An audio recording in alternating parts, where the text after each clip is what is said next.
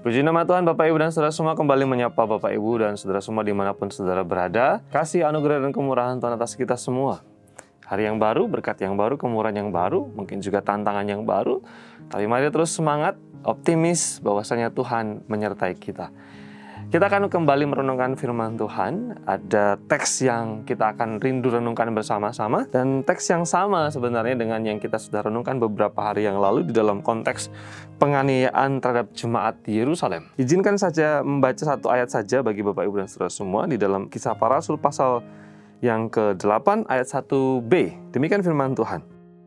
Pada waktu itu mulailah penganiayaan yang hebat terhadap jemaat di Yerusalem.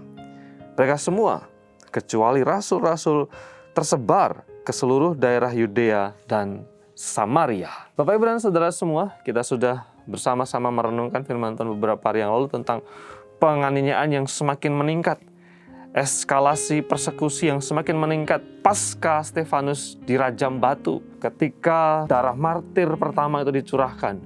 Pada waktu itulah momentum di mana orang percaya juga terus mengalami persekusi, penganiayaan, intimidasi, dan berbagai-bagai kesusahan karena iman dan percaya mereka. Hal itu membuat, katakan di sana bahwa ayat 1b, mereka harus meninggalkan Yerusalem. Yang awalnya Yerusalem menjadi pusat orang percaya berkumpul di sana, orang percaya menggabungkan diri dengan jemaat mula-mula Yerusalem, tetapi karena ada persekusi, penganiayaan, mereka harus tersebar, harus berdiaspora, keluar dan meninggalkan Yerusalem. Bahkan dikatakan di sana mereka sampai ke seluruh daerah Yudea, ini sebuah provinsi yang luas, lalu kemudian bahkan sampai keluar provinsi yaitu Samaria.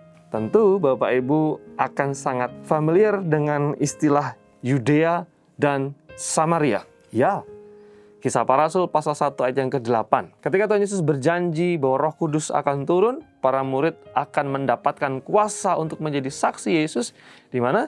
Di Yerusalem, kemudian di seluruh Yudea dan Samaria, dan bahkan sampai ke ujung bumi. Bapak, Ibu, dan Saudara semua, ketika mencermati dan menghubungkan kedua firman Tuhan ini, ternyata apa yang disampaikan Tuhan Yesus di dalam Kisah Para Rasul pasal 1 ayat yang ke-8 digenapi di dalam Kisah Para Rasul pasal yang ke-8 ayat 1.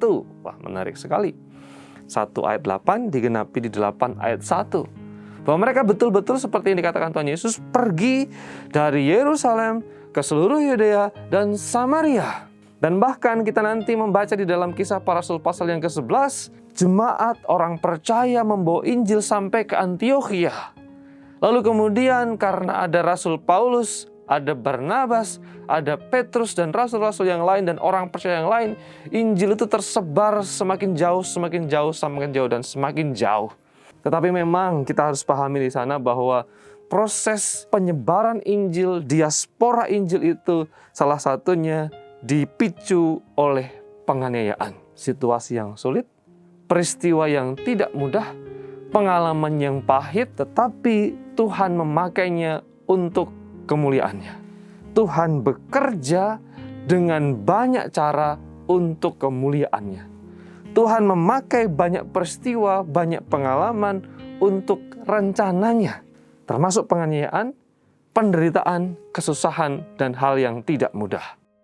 Prinsip ini yang kita rindu bersama-sama renungkan di hari ini, Bapak, Ibu, dan Saudara semua. Tuhan berkarya, Tuhan memakai segala macam peristiwa, termasuk pengalaman-pengalaman yang menurut kita tidak menyenangkan, tetapi Tuhan bisa pakai untuk mendatangkan berkat, mendatangkan karya, mendatangkan rencana yang mulia yang dipenuhi dengan damai sejahtera. Itu yang terjadi. Pengalaman sulit, pengalaman susah, di dalam perspektif Tuhan, Tuhan bisa pakai segala sesuatu untuk mendatangkan kebaikan bagi kita, tapi juga bagi kemuliaannya.